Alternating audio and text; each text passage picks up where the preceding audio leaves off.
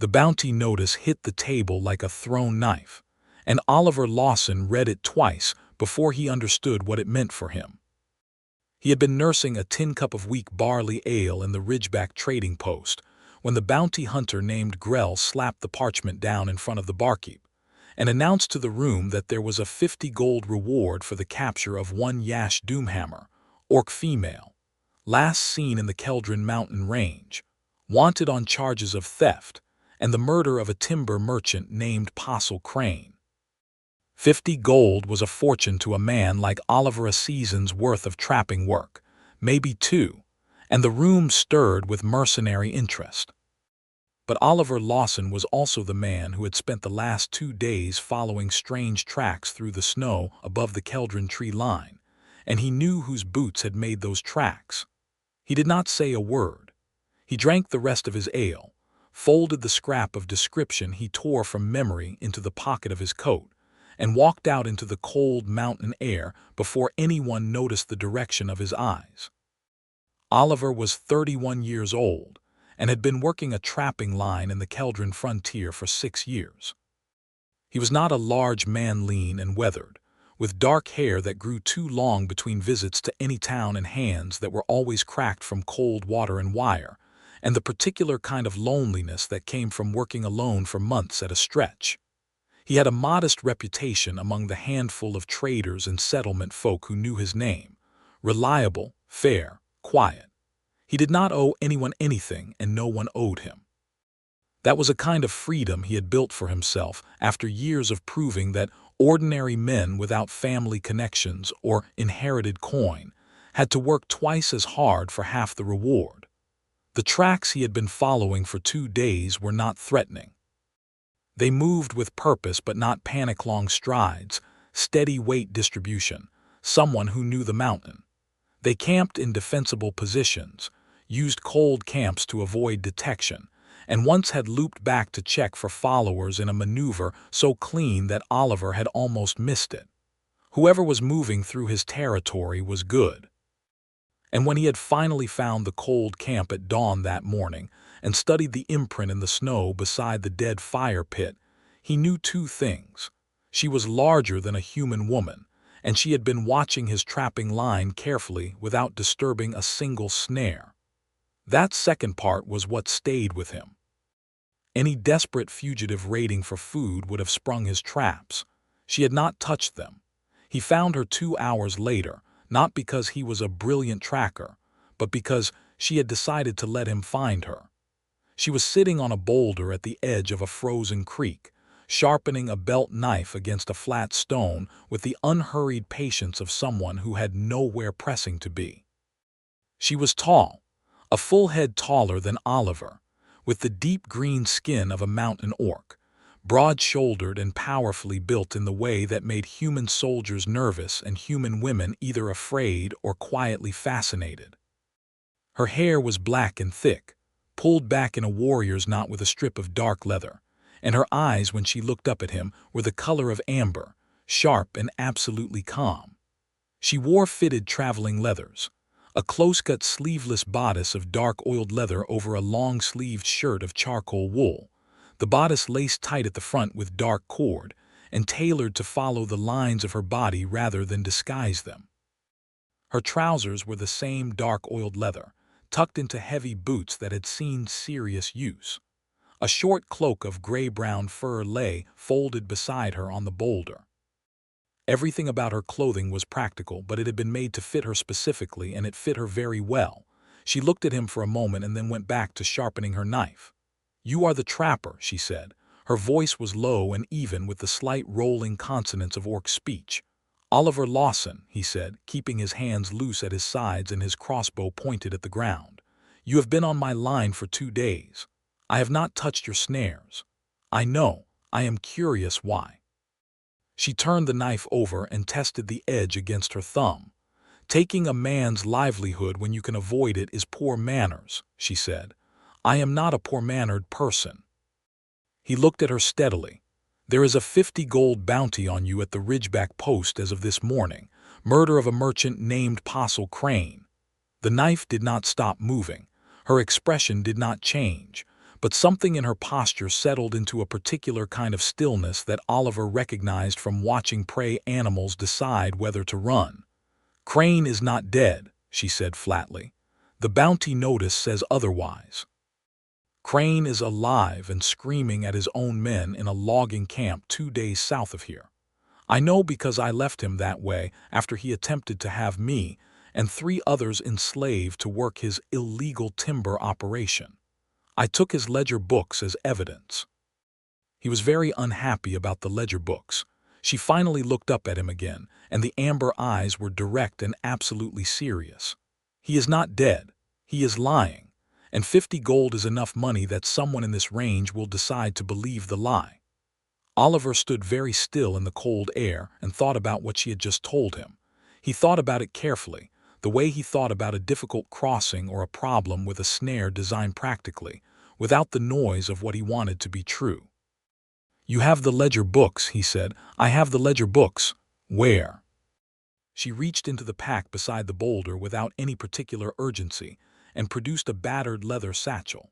She opened it and held up a thick-bound journal with Postle Crane's name stamped into the cover. Oliver breathed out slowly through his nose. If Crane is alive and the ledger proves the slavery operation, the murder charge falls apart the moment someone presents that to a magistrate. "Yes," she said. "The nearest magistrate with actual authority over Crane's operation is at Fort Aldram, which is 4 days' travel through terrain that is currently crawling with men who would like to earn 50 gold pieces." She tilted her head. "I have been deciding how to proceed." "What have you decided?" "That I would wait and see what kind of man you were," she said simply, "before I decided anything else." Oliver looked at her for a long time.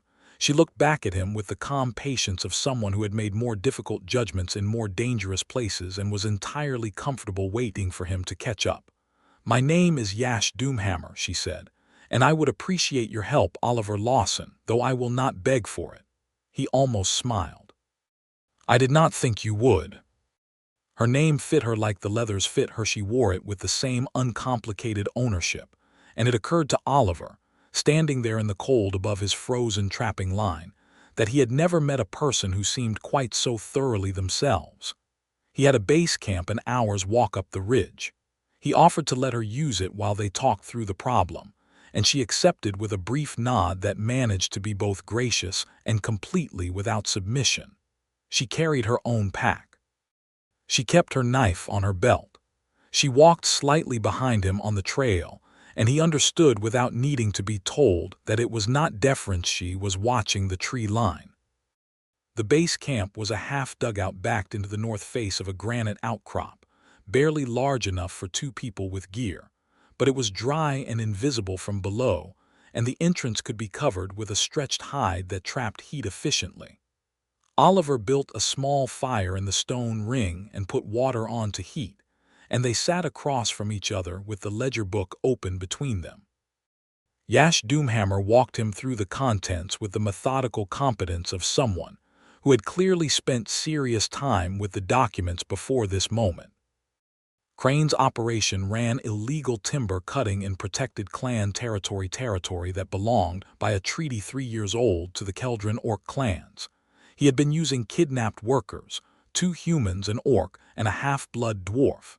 Yash had been scouting the logging camps for the clan elders when she discovered the captives. She had freed them and taken the ledger before Crane could destroy it. "He filed the murder accusation the next day," she said. "The workers scattered. Without corroboration and without the ledger, I am just a violent orc who attacked a legitimate business. With the ledger and the magistrate. With the magistrate and the ledger, Crane faces serious charges and the bounty on me is void." She paused. "The problem is reaching the magistrate without being taken or killed first. Crane has hired bounty hunters. The man from the trading post this morning is only the first." Oliver was quiet for a moment, thinking. Then he said slowly, "I know a way to Fort Aldram that does not use the main trail. It goes through the high pass at Thorngate and comes down on the western approach. Most hunters will cover the Valley Road and the Southern River crossing because those are the obvious routes." Yash looked at him with that steady amber gaze. The Thorngate Pass is brutal in this season. I have done it twice in winter, once with a broken sled and a sprained ankle. He paused. It is brutal, but it takes 3 days instead of 4, and the high terrain is very bad for a large, organized search. She was quiet for a moment, and then something shifted in her expression, something he had not seen yet. The corners of her mouth moved. It was not quite a smile, but it was headed in that direction, and it transformed her face in a way that made Oliver realize, with a slight internal lurch, that she was not only impressive and capable, and potentially his problem to deal with. She was also beautiful in the particular magnetic way of people who carry themselves like the world does not intimidate them. "Your plan," she said, "is to walk directly into the worst weather on the Keldran range in the company of an orc woman who has a price on her head, carrying evidence that will get you killed if the wrong people find it." "Yes," he said. She looked at him for another moment. Then she laughed, a real laugh, low and rich, that filled the small shelter with unexpected warmth. It was the laugh of someone who had not laughed recently and was surprised to find herself doing it. "The route you are describing goes within a mile of the old Greyvault watchtower," she said when she had composed herself. "Do you know it?" He did. "A ruined tower on the east shoulder of Thorngate, abandoned since the border wars." "I know it." "Keeper Aldrich, who maintains the relay station at the base of the eastern Thorngate approach, owes a debt to my clan.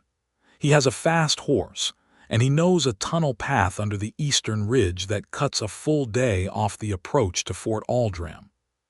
She paused.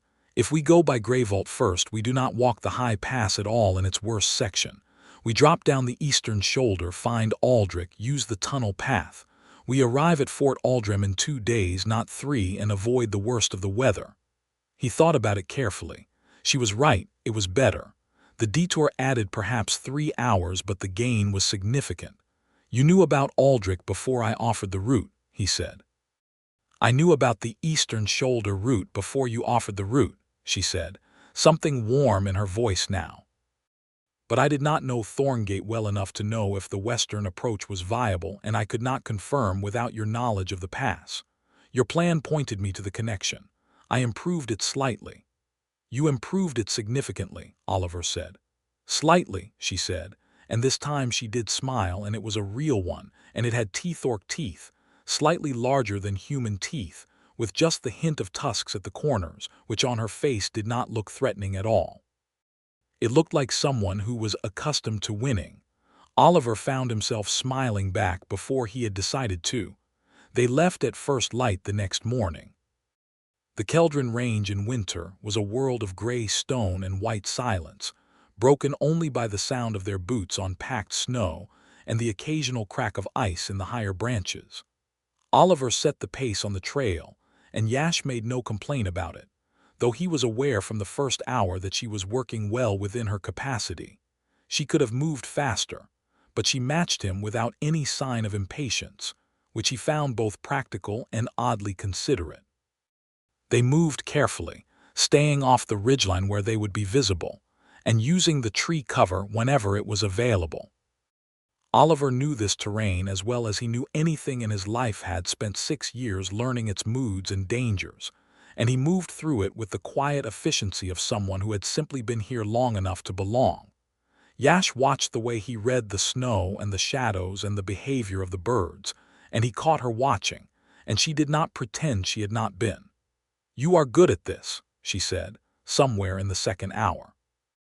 "Trapping is mostly learning to see what is there rather than what you expect to see," he said. "That is also good advice for people," she said. He looked sideways at her. "Is it advice you apply to people?" "I try to."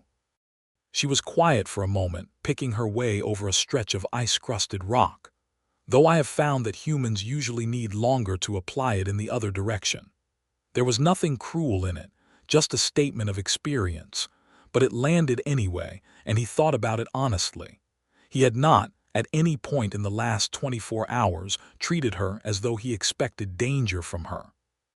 He was not entirely sure why, except that her behavior had been completely consistent and her reasoning had been clear, and she had passed the kind of small character tests he trusted more than words. The untouched snares, the cold camps, the directness when he could easily have been misled. "I do not think I have been applying any delays," he said.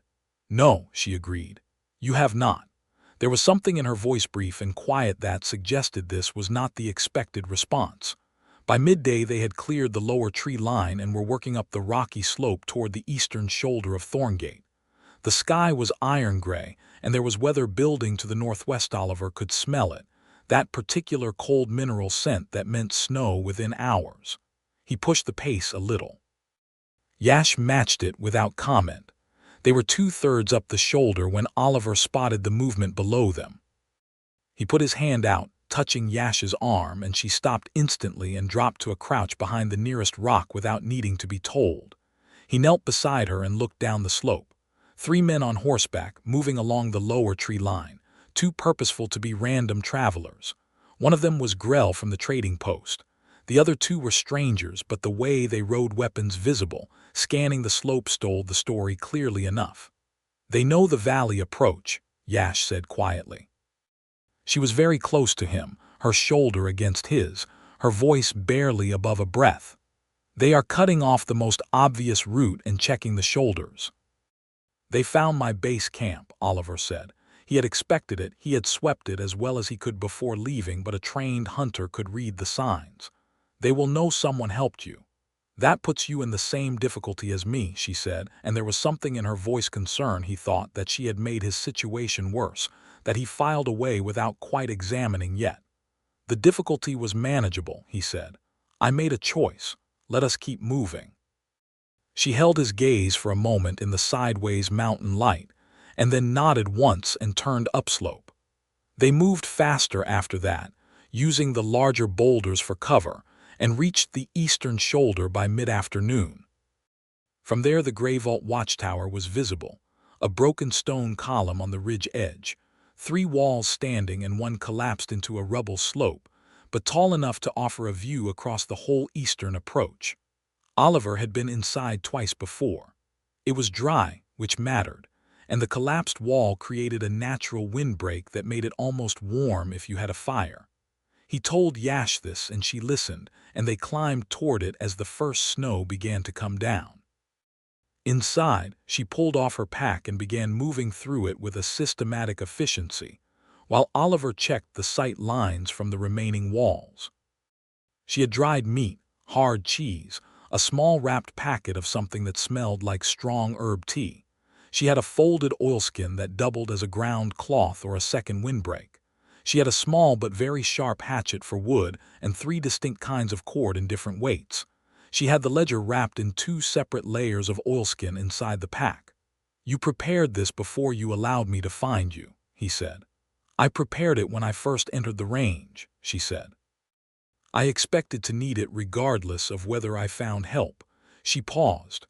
Finding help was a possibility I did not count on.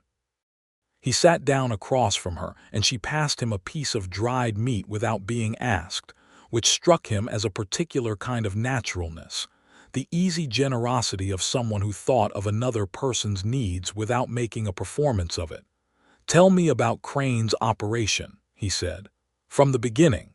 She did. She was concise and precise, with the storytelling habit of someone trained to report accurately. She had been a scout for the Doomhammer clan for 8 years. She explained, not a warrior exactly, more an intelligence officer in frontier terms. She had been given this assignment by the clan elders specifically because she was good at going unnoticed, which he could see was both true and a slight irony given the current circumstances. "I was unnoticed until I took the ledger," she said. "That was the moment it became impossible to be unnoticed." "Was it the right choice?" he asked. She thought about that seriously, which he appreciated. She did not give him the reflexive answer. "Yes," she said. "The workers were in bad condition." The 2 humans were from a settlement on the southern slope. They had families. The orc was a young man from a trading clan, not mine, but still ours. The half-blood dwarf had been there the longest. She paused. "I could not observe and report and leave them there while I walked back to the elders." Oliver nodded slowly.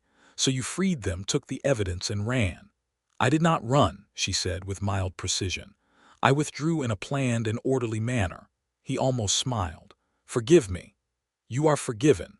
And she did smile briefly again, and the small fire he had managed to build with the rubble-dry timber at the base of the collapsed wall caught the amber of her eyes and made them glow. The snow built through the evening, and they stayed inside the tower, keeping the fire small and talking in the way that people talk when they are warm and fed and temporarily safe in an unsafe world, more honestly than they might otherwise, because the walls and the weather and the general nature of their situation stripped away the social pretense that normal circumstances preserved. She told him about the Doomhammer clan, which was a mountain orc family of perhaps 200 people spread across the upper Keldran range. They were not a war clan, had not been for 2 generations, but the name had not changed because clan names were not changed for sentiment. Her grandmother had been the Doomhammer war leader of genuine and frightening reputation who had fought in the border wars 30 years ago. Yash had grown up in her shadow, which was a complicated place to grow up. She expected me to be a warrior, Yash said. I became a scout instead. She considered it a disappointment for about 3 years and then decided it was acceptable. Did you care what she thought? Oliver asked. She was my grandmother, Yash said. Of course I cared what she thought. I also cared about being true to what I was actually good at. The 2 cares existed at the same time. She looked at him with a slight tilt of her head. Do you find that difficult to understand? No, he said honestly. I find it very easy to understand. She seemed to read something in that. Your family, she asked. My father was a miller, he said. In a small settlement 3 ranges south of here, he wanted me to learn the mill. I wanted to be somewhere quieter than a mill. He paused. He considered it a disappointment for about 2 years. Then I sent him a good portion of my first trapping season's earnings and he reconsidered. Yash smiled at that, a real one, slow and warm. The universal language, she said. Practical people understand practical outcomes, Oliver said, whatever else they feel about it. The night passed with the companionable ease of 2 people who had discovered, against the reasonable expectations of an encounter between a wanted fugitive and a frontier trapper, that they got along very well. Oliver took the first watch and Yash slept against her pack with the hatchet within reach and the perfect stillness of an experienced field operative. He watched the snow and thought about what he had gotten himself into, and found that he did not particularly want to be anywhere else. He woke her at the middle of the night, and she was alert before she was fully sitting, scanning the interior of the tower with those amber eyes before she registered him and settled. He slept for a few hours and woke to find her sitting exactly where he had left her, looking out through a narrow gap in the stone at the gray-white slope below. Clear, she said. The hunters did not make it above the lower tree line in the storm. They will be moving at dawn. We should be moving before them, he said. We should have been moving an hour ago, she said without heat. I let you sleep because you needed it and we have enough lead, but now we should move. He pulled on his gear and they went back into the cold. The eastern descent from Thorngate's shoulder was steep but navigable, and they made good time on the packed snow. The gray vault approach brought them down to the relay station by mid-morning, a squat stone building with a horse paddock and a smoke-trailing chimney that sat at the junction of the Eastern Pass Road and the tunnel entrance Yash had described. Keeper Aldrich was a broad, weathered man in his 50s with gray whiskers and the permanently squinting expression of someone who had spent decades watching mountain approaches for trouble. He opened his door to Yash's knock with a short-barreled crossbow in his hand and a wary expression that converted to relief and something more complicated when he saw who was knocking. Doomhammer, he said. He looked at Oliver behind her. And you brought a trapper. He brought me, Yash said. He knows Thorngate. His name is Lawson. He is trustworthy. She paused a beat. You owe my clan the tunnel access. Aldrich looked between them for a moment and then stood back from the door. I do, he said. Come in. Inside, over rough bread and heated broth, Aldrich confirmed Yash's information. The tunnel under the eastern ridge had been built during the border wars as an emergency evacuation route and had never been officially decommissioned. It came out 2 miles east of Fort Aldrim's outer wall. He could not lend his horse, he needed it for the relay service, but he could give them directions so precise they could not get lost even in the dark, and he could give them an hour's head start by sending a message to the trading post that reported the eastern road clear and empty. That will hold the hunters on the valley road for at least half a day, he said. The message will read as a routine relay report. No one will question it. Oliver and Yash looked at each other. That, Oliver said, is better than anything I had in reserve. I told you Aldrich was useful, Yash said. You told me he owed a debt and had a fast horse, Oliver said. The deliberate misinformation to the hunters was an additional improvement. Yash looked at Aldrich. I had not thought of the message, she said, and he saw she was being entirely honest about it. Aldrich smiled briefly. I have been running this relay station for 20 years, he said. I know a few things about misdirection. They rested for 2 hours at Aldrich's station, the warmest, most genuinely comfortable 2 hours since the creek boulder, and entered the tunnel at early afternoon. It was low enough that Oliver had to duck in places, and broad enough that Yash could walk it without turning sideways, which told him something about its original builders. There were torch brackets at intervals, and Aldrich had given them 3 prepared torches that burned cleanly and steadily. In the close confines of the tunnel, moving through the darkness with the torchlight, the physical proximity between them was simply a fact of the space.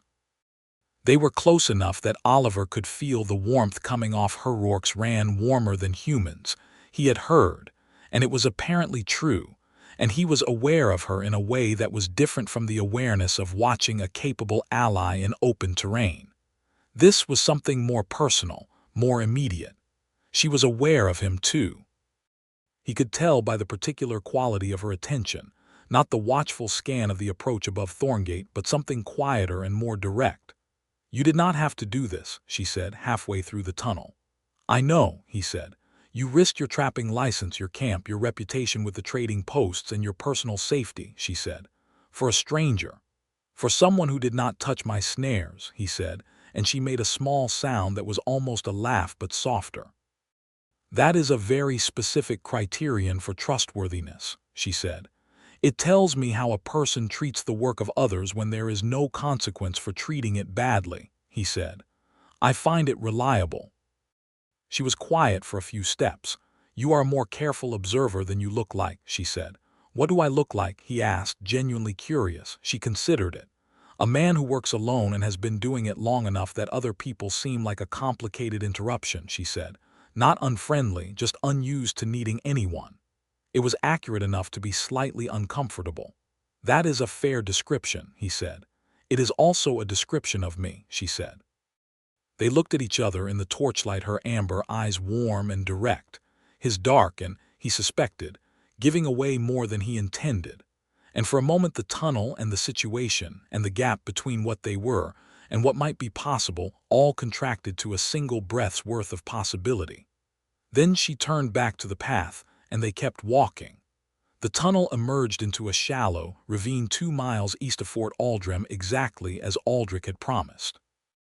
They came out of the darkness into the pale winter afternoon light, and Oliver blinked and saw the fort's walls on the ridge above them, heavy timber and stone, the standard construction for a frontier magistrate post, with the long red and white pennant of the territory authority snapping in the cold wind. Yash stopped for a moment and breathed in the open air. She had not said anything about the tunnel, but he had noticed she moved through it with a controlled deliberateness that suggested enclosed spaces were not her preference.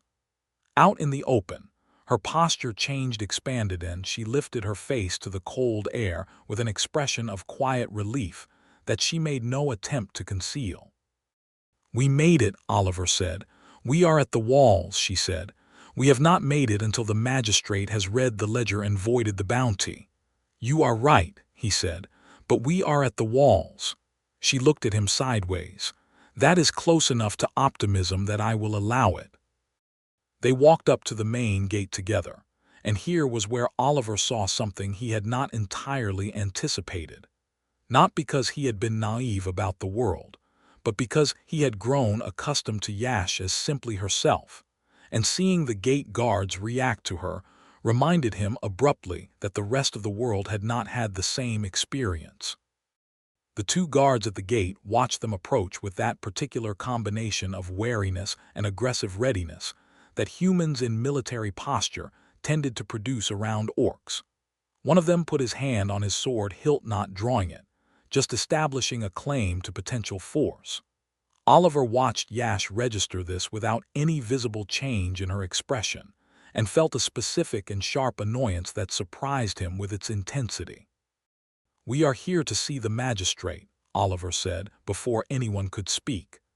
"The lady carries evidence relevant to a criminal investigation. Her name is Yash Doomhammer, and I am Oliver Lawson, licensed trapper working the Keldran range.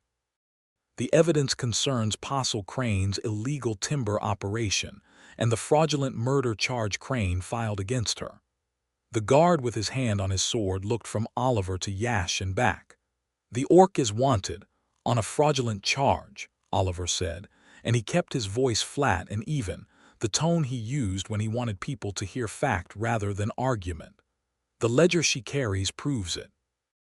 If you turn her away from this gate without allowing her access to the magistrate, you are participating in the obstruction of a legitimate legal process. I would like you to consider very carefully whether that is a position you want to be in." There was a silence. The guard looked at him. Yash stood very still and said nothing, which he understood as a deliberate choice. She was letting him run this, which meant she trusted him to run it, and that trust felt enormous. The second guard, older and with the creased expression of someone who had seen this kind of conversation before, touched his colleague's arm. "Let them through," he said. "Magistrate Corvin handles it from here."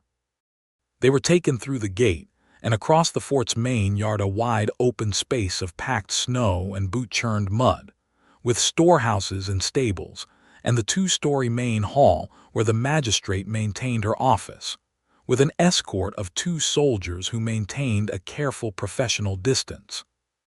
Oliver walked beside Yash, and she walked with her chin up and her hands loose and her expression absolutely even, and he thought that she had probably walked into more hostile rooms than this in her life, and had survived them all by sheer refusal to give ground.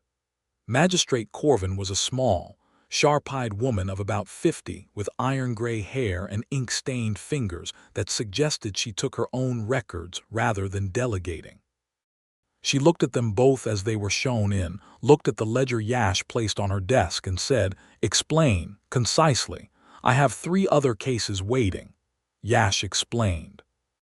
She was, as Oliver had already discovered, excellent at concise explanation. The facts in order, the evidence clearly referenced, no embellishment or appeal to sympathy.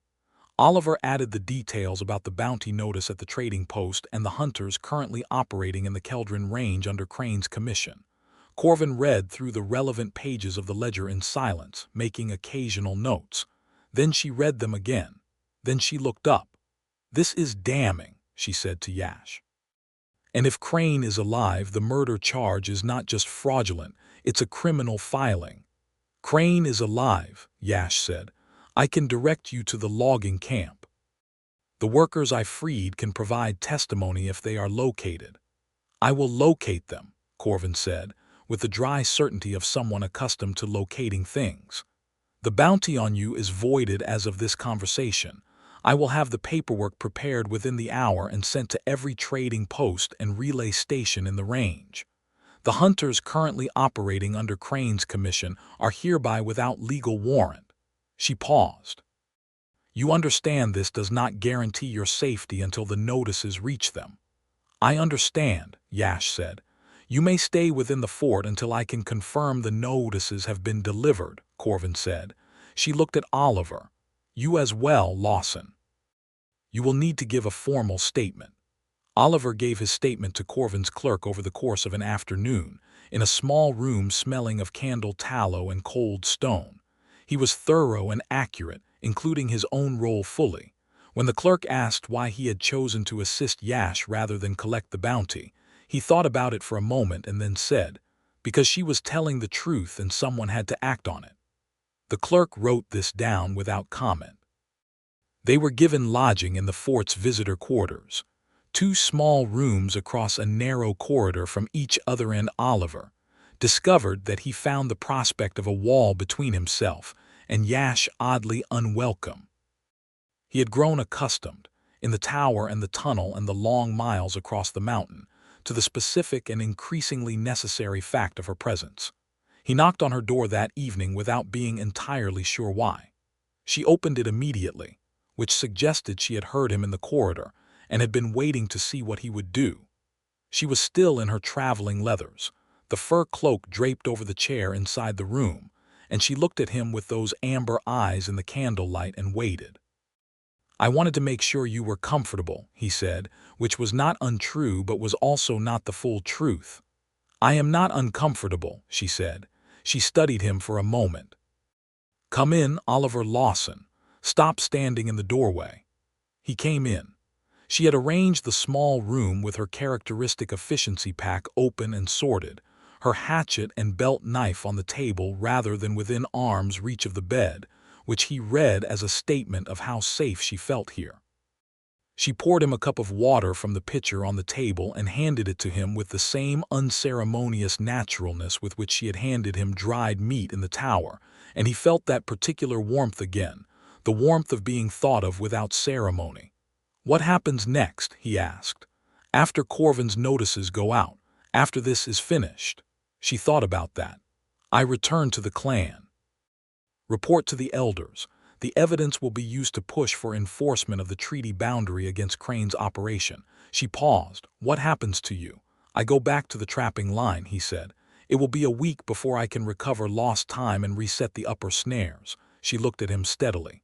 "And then, a season alone on the Keldran range, and then another one." He met her eyes. "Yes, that has been the shape of it." "Does it suit you?" she asked.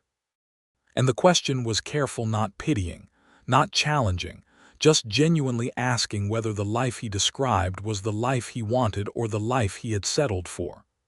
"It suited me," he said after a moment, "until about 3 days ago." The words settled between them with a weight and a warmth that he had not entirely intended but had no desire to take back. She looked at him in the way that she had looked at him in the tunnel, direct and still and with nothing concealed, and he looked back at her in exactly the same way. "Oliver," she said quietly. "Yes," he said. She reached out and put her hand against his jaw, her large, warm hand, the hand that had sharpened a knife on a frozen creek boulder and carried the ledger that proved her innocence and gestured so precisely when she explained things. And the touch was gentle and deliberate, the kind of touch that was unmistakably also a question. He answered it by turning his face slightly into her palm and holding her eyes, and she breathed in once deeply, and then she leaned forward and kissed him. It was a serious kiss, certain and warm, nothing hesitant about it. She had decided to do this and she had done it, which was entirely consistent with how she did everything. He brought his hand up to the back of her neck, where her hair was pinned, and kissed her back with equal certainty, because he had been deciding his own answer for at least a day and a half and the decision was already made. When they separated, she rested her forehead against his and closed her eyes for a moment. "I was not planning that," she said. "I was," he said. She pulled back enough to look at him, and the small surprised smile she gave him was different from all the others, more open, less defended. "You were planning that," she said. "Since the creek boulder," he said, "when you handed me the dried meat without asking if I wanted any." She looked at him for a moment as though deciding how seriously to take this, and then apparently concluded it was entirely serious. "That is a very specific thing to find romantic," she said. "You thought of me," he said, "without making it a transaction. I find that specific thing very romantic." She was quiet for a moment, and the amber eyes were very warm. "Most people do not look for that," she said. "Most people are not paying attention," he said. She put her forehead back against his, and they stayed that way in the candle-lit room with the cold mountain night outside and the fort's sound settling around them. And Oliver felt something ease in his chest that he had not realized was held tight, the particular tension of a man who has been alone long enough that he has almost stopped expecting anything else. Corvin's notices went out the following morning. She worked with impressive speed for a magistrate, Oliver thought. By the time he and Yash had breakfasted in the fort's common hall, an experience that produced the now familiar combination of wary stares at Yash and a careful neutrality from Oliver that clearly communicated he found the stares unwelcome. The paperwork was done, and couriers were riding. Corvin also dispatched a squad of 4 soldiers toward Crane's logging camp with a formal summons, which she showed them before sealing. "This will take time to fully resolve," she told them. "Crane will argue the charge, but the evidence is solid and he knows it. My expectation is that he will settle rather than face full proceedings, which will include the illegal operation charges." She paused. "You should know that settling means the murder charge is formally withdrawn and the bounty notices are permanently voided. It does not mean Crane is a man you want near you going forward." "Understood," Yash said. "Good." Corvin looked at them both with the sharp-eyed appraisal of someone who noticed more than she commented on. "You are free to leave whenever you wish. The notices will reach the hunting party in the range within 2 days." They left Fort Aldram that afternoon. The walk back was different. The legal urgency was gone, the immediate danger reduced to manageable caution rather than genuine desperation. And without those pressing forces, the space between them was simply themselves, 2 people who had discovered something important about each other, and were now navigating what to do with it in the more complicated daylight of circumstances that were no longer quite so extreme. They walked the valley road. This time there was no reason to avoid it, and the day was clear and cold, and the mountains ran blue and white in every direction, and Yash walked beside Oliver rather than behind him. He told her more about the trapping line, the way he divided it across the seasons, the 3 permanent camps he maintained along the range, the system of notch marks he used on the trees to remember snare positions in heavy snow cover. He told her about the winter 2 years ago when an early thaw had wrecked his upper camp, and he had spent 3 days improvising repairs with green timber and salvaged cord, and about the extraordinary stubbornness that exercise had required of him. She told him about her work as a scout, the way reading terrain was both a skill and a habit of mind that eventually became impossible to turn off, so that she found herself mapping every room she entered and noting the exits of every building and tracking the movement patterns of people in markets and common halls the way she tracked animal movement in the field. "Does it ever get exhausting?" he asked. "Sometimes," she said, "but mostly it feels like speaking a language. You stop being aware of it as effort." "Reading the mountain feels like that for me," he said. "I stopped having to think about the snow depth meaning or the wind direction implication a few years ago. It is just what the mountain is saying." She looked sideways at him with that expression he had begun to recognize, the one that said she was recalibrating her estimate of him. "I did not expect a trapper to describe it that way," she said. "How did you expect a trapper to describe it?" "In terms of technique," she said. "Not language," he shrugged. "The mountain has been my main conversation partner for 6 years," he said. "You develop an ear for it." She was quiet for a moment, and then she said quietly, "That is a lonely way to frame it." "It is an honest way," he said. She reached over without looking at him and took his hand, simply took it, the way she had handed him the meat and poured him the water, with no ceremony and no apology, as though it were the most natural thing. Her hand was large around his and warm in the cold air. Oliver looked down at their joined hands and then up at the mountains and did not say anything, because he did not need to. They made the first camp that night at the base of the Thorngate Eastern approach, using a natural rock shelter that Yash identified in the last light of the afternoon, with the decisive certainty of someone who had been sleeping in terrain-based shelter for most of her adult life. She arranged the camp with the same efficient thoroughness as before: ground oilskin, fire ring, packs positioned for access, and Oliver contributed food from his own stores, which he had recovered from his base camp the previous day, with Yash keeping watch from the high ground above. They sat by the fire, and the conversation moved into different territory, longer, more personal, the kind of talk that happened when urgency was gone, and what remained was genuine interest in another person.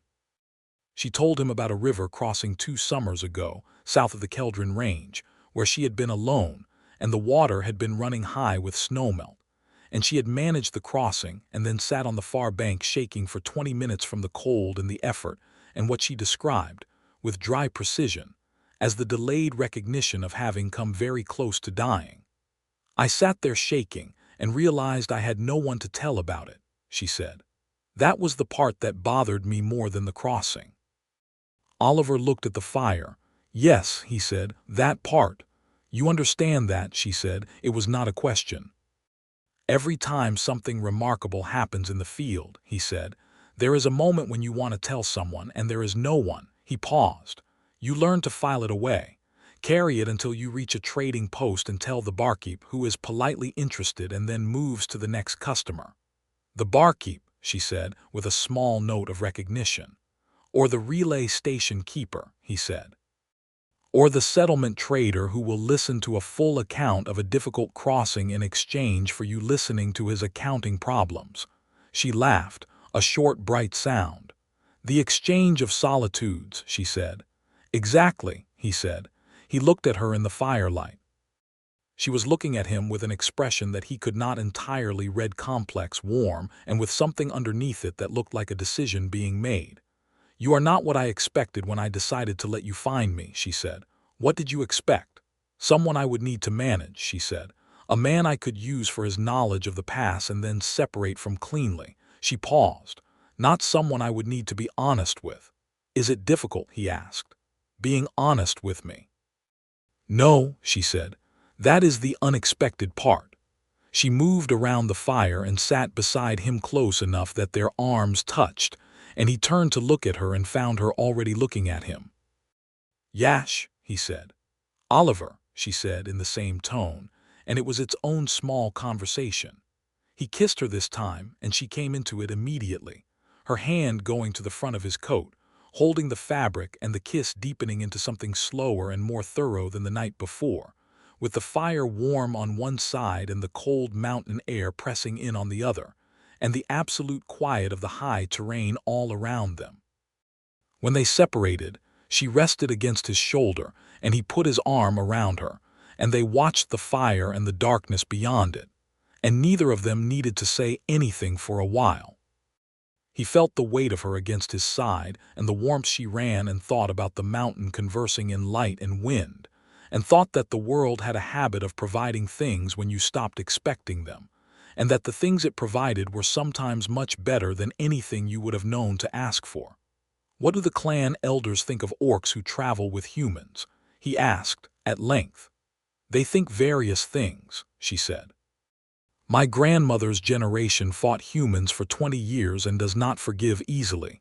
She paused. "The current elders are more pragmatic. They judge by action." She paused again, and he felt her gather something. "What do the settlement folk think of trappers who travel with orcs?" "They think various things," he said in the same tone, and felt her smile against his shoulder. "Fair," she said.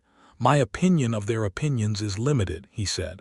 "I have spent 6 years deliberately outside the range of most opinions." "That is a luxury," she said. "I have never had it." He thought about that. She was right. She could not move through the world without being seen, without the shape of her existence being a comment on the space between orc and human, whatever she personally chose to do or not do. His solitude had been chosen. Hers had been, in part, enforced. "I am sorry for that," he said. She was quiet for a moment. "I do not need you to be sorry for it," she said. "I need you to be worth the complication." She tilted her head to look up at him. "I think you might be. I think you might be the most exacting person I have ever met," he said.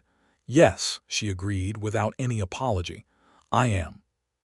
He pressed his lips to her hair, which smelled of wood smoke and cold air, and something herbal from whatever she used to keep it in the knot. And she made a small, contented sound and stayed where she was. The next morning they were moving before full light, which felt correct and like themselves, and the mountains were pink and white and extraordinary in the dawn, and Oliver felt the strange, specific pleasure of showing someone he cared about a place he loved. He showed her the trail markers he had cut over 6 years, a private language in the trees, notch and slash and blaze in patterns that meant different things. Snare ahead, water nearby, unstable ground, clear camp. She studied them with the professional attentiveness of someone who worked in similar idioms, and began asking questions about the system that were precise and intelligent, and resulted in a long, useful conversation about the logic of field notation that took them through the best part of the mornings walking without either of them noticing the miles. They reached his primary base camp by midday. It was larger than the half-dugout at the upper range, a proper log structure he had built himself over 3 seasons, set back from the tree line with a clear approach view and enough storage space for a full season's take.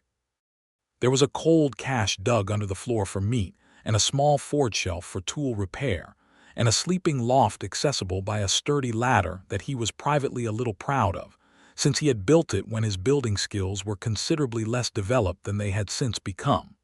Yash walked through the space with the appraising eye of someone who had assessed a great many structures for habitation quality and said, "This is good." "Thank you," he said. "The ladder needs a crossbar at the top for stability," she said, "and your store of trail rope is on the wrong side of the room. It should be near the door, not the forge." "I know about the rope," he said. "I have been meaning to move it." "Meaning to is not moved," she said, and went and moved it herself efficiently without any sense of criticism, just the practical act of someone who saw a thing that was wrong and fixed it. He watched her do it and felt a deep and specific fondness that was more powerful than almost anything he could remember feeling. "Yash," he said. She turned from the rearranged rope. "Yes." "Stay," he said. It was a simple word, and he meant it simply, not just for the night, not just for the duration of the legal resolution, but in the fuller sense that he thought she understood and he wanted her to understand. He met her eyes and did not qualify it. She looked at him across the room for a long moment. The amber eyes were steady and warm and held a complex thing, what it cost her to want something, what it felt like to have it offered clearly, what the accumulated weight of solitude felt like when someone actually asked you to put it down. "The clan will expect my report," she said. "You can make your report," he said, "and come back." "And the trapping line runs until spring," she said. "I can run a shorter line," he said. "Or I can run the same line in half the days if I am not working it alone." He paused. "I have been doing it alone because there was no one to do it with. That does not mean the line requires solitude." She walked toward him slowly, not hesitant but deliberate, each step chosen, and stopped in front of him and put her hands on his shoulders and looked at him straight and said, "I am not a creature that needs a home, Oliver. I move, I scout. I do not stay in one place by nature." "I know," he said.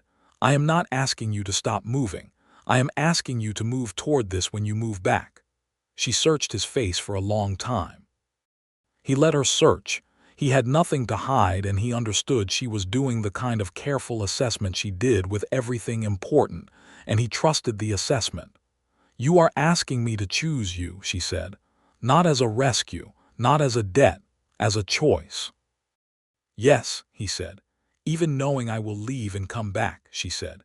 "Even knowing I will argue with you about the ladder and rearrange your storage."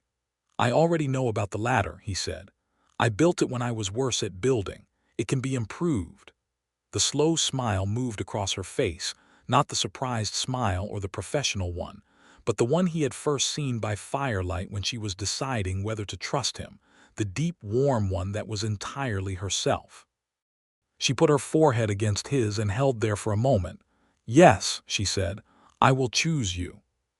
He breathed out something deep and real releasing in him, and put his arms around her, and she came close with the fullness of someone who has made a decision and intends to mean it, and held him back with a strength that could have been overwhelming, and was instead simply completely certain. He held her for a long time in the middle of the log cabin he had built alone across years of solitude. And she held him, and the winter light came in through the oilskin window and lay gold across the floor, and neither of them moved until they had absolutely no remaining need to prove the moment to themselves. She pulled back enough to look at him, amber eyes bright, and kissed him slow and deliberate and entirely decided. And he kissed her back with equal intention, and felt the last of the cold and the solitude and the particular loneliness of a life built without anyone to show it to dissolve into the warmth of her. They spent the following days in the rhythm of the mountain work, Oliver running his upper line while Yash supplemented with observations of the terrain that repeatedly proved both her professional skill and her entirely warranted confidence in her own judgment. She spotted a collapsed snare site he had missed on the northwest ridge, correctly identified an animal trail he had not mapped, and twice read the snow in ways that saved them both from approaches that would have been difficult. She also, on the third day, fixed the ladder crossbar without being asked, and set the repaired ladder back against the loft with the satisfied expression of someone who has resolved a long-standing irritation. And Oliver looked at it and then at her and said, "It is better." "Everything I touch is better," she said, entirely without arrogance, as a statement of professional fact. "That is an expansive claim," he said. "Your trapping line is more efficient than it was 3 days ago," she said. "Your rope storage is correctly positioned. Your ladder is stable. You have a substantially better route to Fort Aldram than you knew about before. And you are," she paused, with a slight warmth in her voice that made the pause worth everything, "considerably less lonely than you were a week ago." He walked to her deliberately and kissed her before she could finish the thought, and she made a sound against his mouth that was half laughter and half something that was not laughter at all, and wrapped her arms around him and pulled him close with the unceremonious certainty of someone who was fully comfortable claiming what was hers. A messenger arrived from Fort Aldram on the 6th day, a relay rider carrying a sealed note from Magistrate Corvin. Crane had reached a formal agreement with the territorial authority rather than face proceedings. The murder charge against Yash was permanently and formally withdrawn. The illegal logging operation was shut down. The workers were located and their testimonies were on record. Yash read the note twice and then looked up at the cold, clear sky and said nothing for a long moment. Oliver stood beside her and waited, understanding that this was a moment for her and not for him. "Done," she said finally. "Done," he agreed. She handed him the note and he read it and folded it carefully and put it in his coat pocket, not because he needed a record, but because it mattered and it deserved to be kept. "I need to take this to the clan elders," she said. "The original notice and the formal withdrawal. It affects the treaty enforcement case." "When do you need to go?" "Tomorrow," she said. "The elders have been waiting on my report for 10 days. They are not impatient people, but they are owed the information." "How long to the clan camp from here?" 2 days fast travel." She looked at him. 5 or 6 days for the report and whatever follow-up the elders require." 10 days then," he said. 10 days, she said.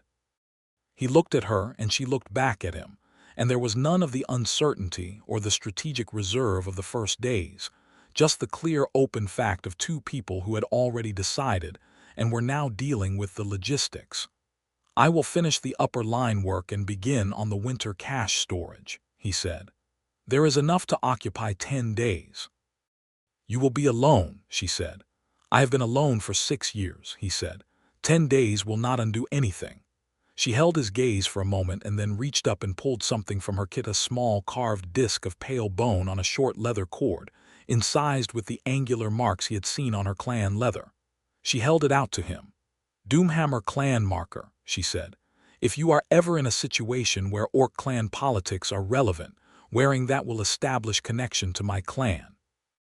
It will not protect you from everything, but it means something to the right people." He took it, turned it in his fingers.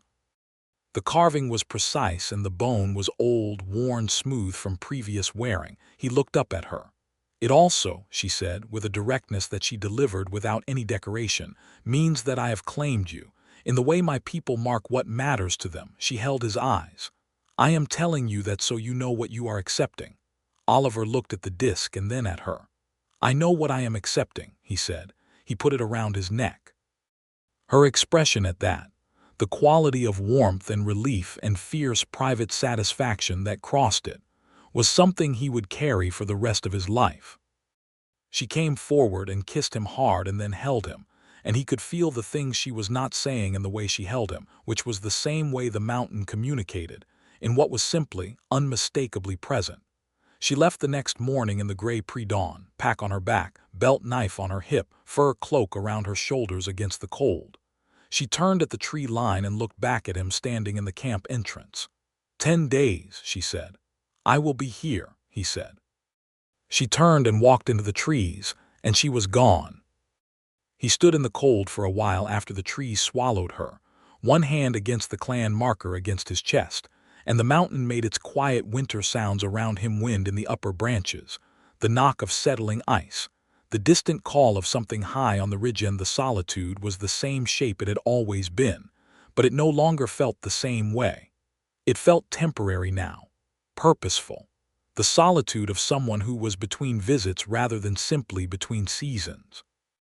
He went back inside and put water on to heat and started going through the gear list for the upper line work, and found himself composing, in his head, the things he would tell her when she came back about the mountain, about the work, about anything remarkable that happened in the 10 days that separated them.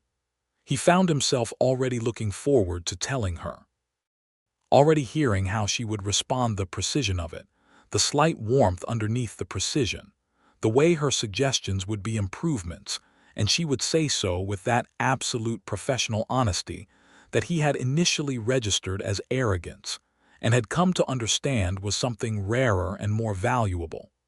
A person who knew what they were worth and saw no reason to pretend otherwise. He thought about her in the tunnel, forehead tilted slightly to avoid the low ceiling, moving with careful efficiency through the dark. He thought about her on the creek boulder with the knife.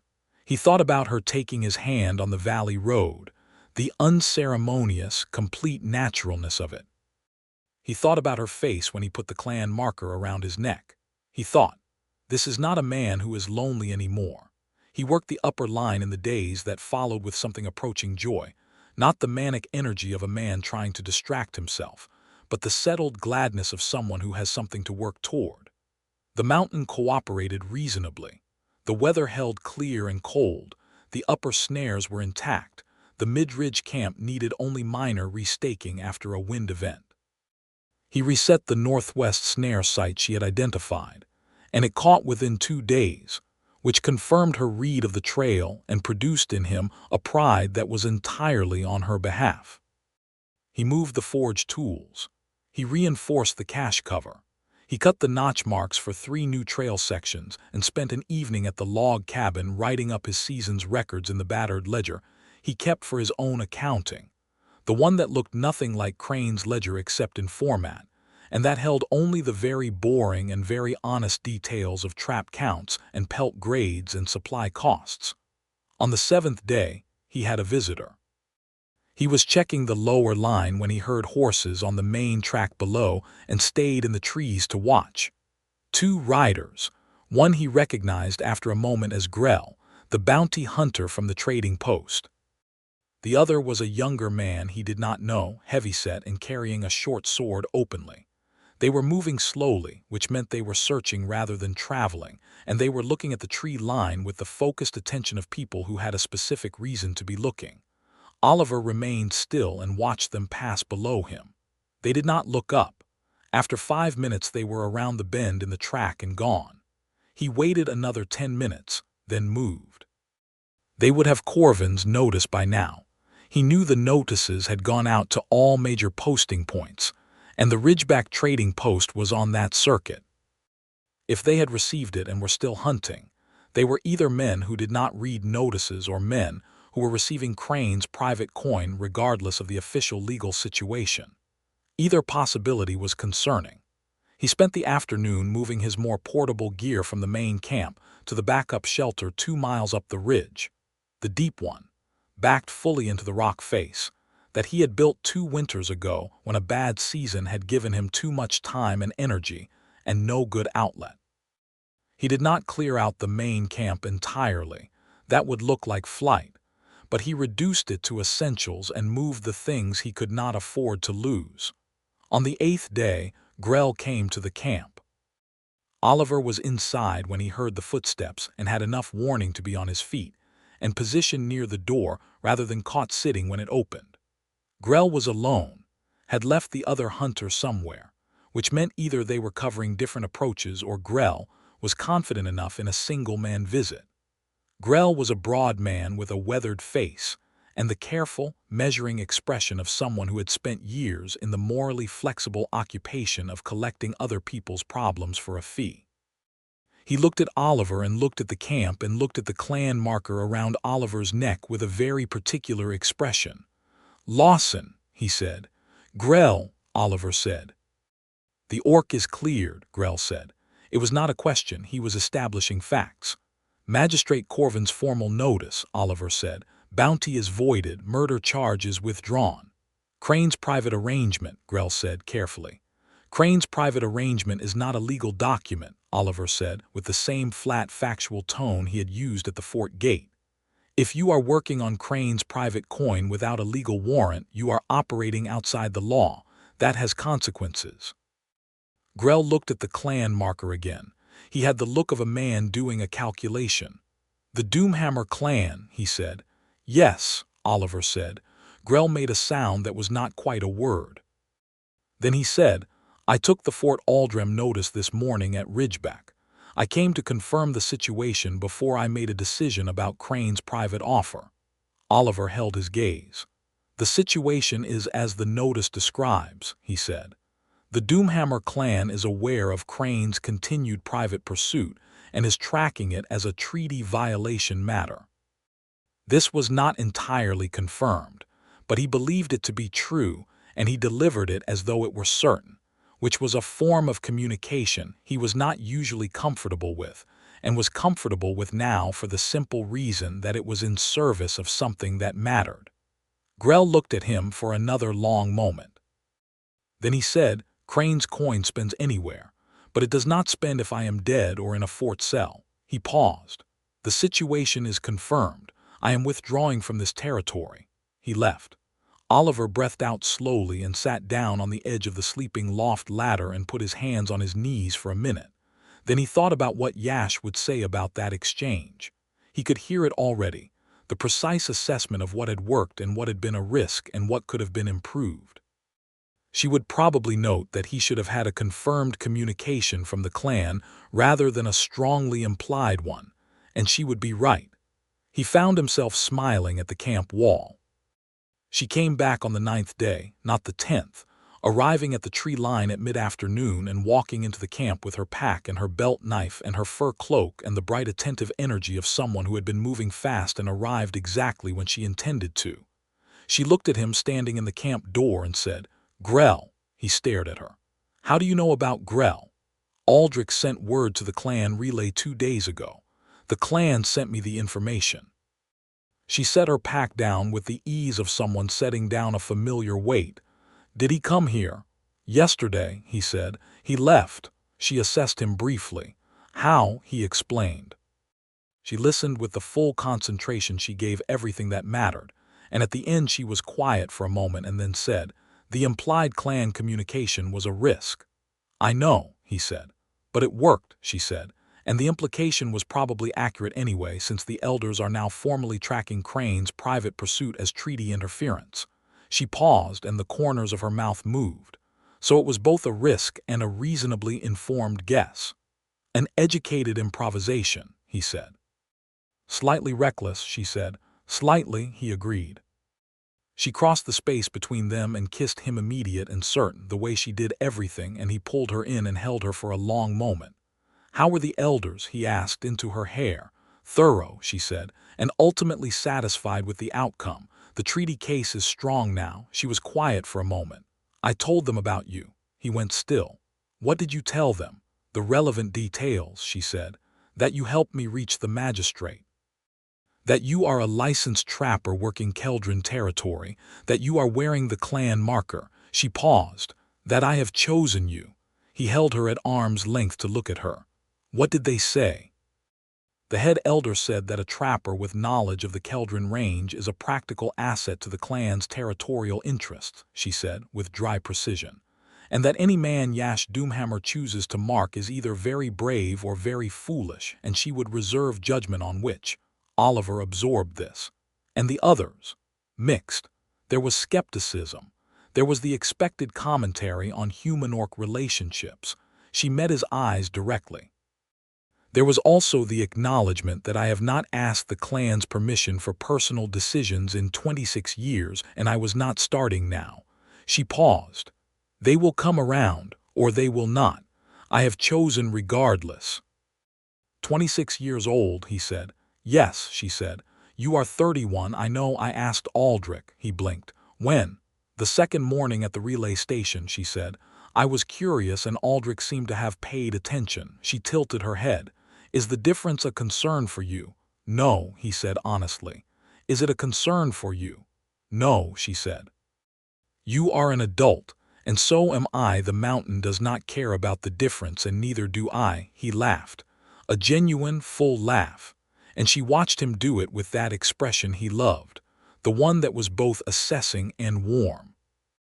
That evening they sat in the log cabin he had built over years of solitude and ate from his stores and her provisions combined, a habit that had already developed its own natural logic over the past 10 days and felt more settled than either of them commented on, and talked for a long time about what came next. The trapping line, the clan, the treaty enforcement case, Fort Aldram, and the resolution of Crane's operation. The spring, when the range would open again and the work would shift from trapping to broader range management. The summer, when the high passes were clear and the range ran from peak to valley in a full complex landscape that offered 100 things worth exploring. You would know this range better in a year than most of the clan scouts, Oliver said. The northern section especially. I have routes up there that are not on any clan map because they are not on any map at all. That, she said, with the particular attentive warmth she reserved for things that were professionally interesting, is very useful information. I thought you might think so, he said. She looked at him across the fire that burned in the small stone hearth he had built with cold weather efficiency in mind, and the amber eyes were bright and warm and fully present, not scanning the tree line, not mapping the room, just looking at him. I have been a scout for 8 years, she said, good at my work, moving alone through terrain that does not belong to me, gathering information and returning to the people it belongs to. She paused. I have not had a place that was mine, only roots and temporary camps in the clan center which belongs to everyone and therefore not particularly to me. He held her gaze carefully. This does not have to be only mine, he said. The cabin is a thing I built. It can be a thing we maintain. She was quiet for a moment. That is a generous offer from a man who built it himself. It is a practical offer from a man who has too many rooms for one person, he said. The cabin had exactly one room and a loft, which they both knew, and she smiled at the deliberate exaggeration with the full, slow warmth of someone who recognized the care behind the joke. I will not always be here, she said. The scouting work does not end. I know, he said. And the trapping line is mine and I will work it. We are not glued together. We are, he searched for the word, anchored, to each other and to this place. That leaves a great deal of room to move. She looked at him with an expression he had not seen before, something that was openly moved, not in the way of someone overcome, but in the way of someone who has been offered something very specifically right. You thought about this while I was gone, she said.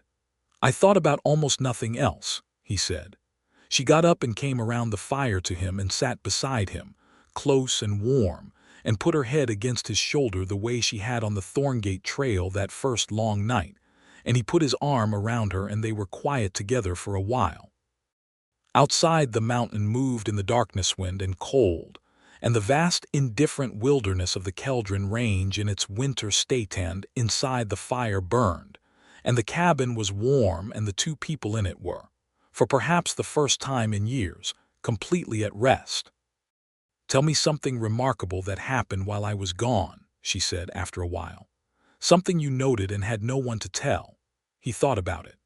2 days ago, at dawn, on the upper ridge there was a mist in the valley below, and the first light hit it, and the whole range was sitting in a white cloud from below and orange from above. And I was above the cloud looking down across the color, and it was, he paused, genuinely extraordinary. I stood there longer than I could afford to and thought about how I wished I had someone to show it to. She was quiet for a moment. "I wish I had been there," she said. "Spring," he said. "The dawn light on the upper ridge is better in spring." "I will show you then." She made that small, contented sound and stayed where she was, and he held her and felt the evening settle around them, and thought, this is the shape of what it is supposed to be. Not a single person working alone in the cold and filing away the remarkable things to tell someone someday. Two people, different and complete and surprising to each other, anchored together in the middle of a world that had not particularly concerned itself with their happiness and was therefore not getting any credit for this. "Yash," he said. She said, which was not a word but was clearly an answer. "I am glad I followed the tracks," he said. She lifted her head and looked at him, and the amber eyes were very warm. "I am glad I let you find me," she said. He kissed her slowly, and she kissed him back the same way, with no urgency and no performance, just the two of them choosing each other fully, in the warm light of the fire they had built together, in the middle of the mountains that were neither his nor hers and were therefore entirely theirs.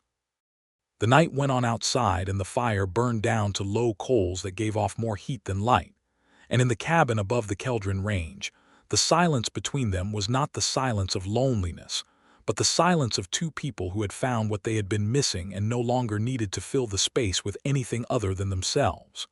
She reached up and touched the clan marker at his neck, the bone disc, warm from his skin, and her fingers stayed there for a moment, and he covered her hand with his. "You said it means you claimed me," he said. "Yes," she said. "Good," he said. "I claim you back." She looked at him steadily for a moment and then said, "In Orc custom, if both parties claim each other and the claiming is witnessed, then it is a bond," he said. "I know. Aldrich told me. He seemed to feel you would not object to him explaining the custom." She blinked. "Aldrich told you." "On the morning we left the relay station," he said, "while you were repacking your kit, he seemed to feel I should know what I was potentially getting into." Yash looked at him for a long, assessing moment. "And?" She said, "And I put the marker around my neck when you offered it," he said. "I understood what I was accepting. I accepted it deliberately." She was quiet for a long time. The fire crackled. The mountain said its patient things in the dark outside. "Then we are witnessed by the mountain and by our own word," she said, "which in my clan's custom is sufficient." "It is sufficient for me," he said. She put her forehead against his and closed her eyes, and he felt her let go of something, some last held weight, some final piece of the armor she wore the way her leather fitted her, as though it were simply part of what she was, but could be set down in a place that was safe. He held that, the privilege of being the safe place, with the same care he brought to the mountain, which was to say completely and without drama, as though it were simply the most important thing in his world. Because it was. They chose each other in the warmth of the cabin and the quiet of the mountain night, and the fire burned low, and the world outside was cold and wide and full of terrain still unmapped, and neither of them was alone in it anymore.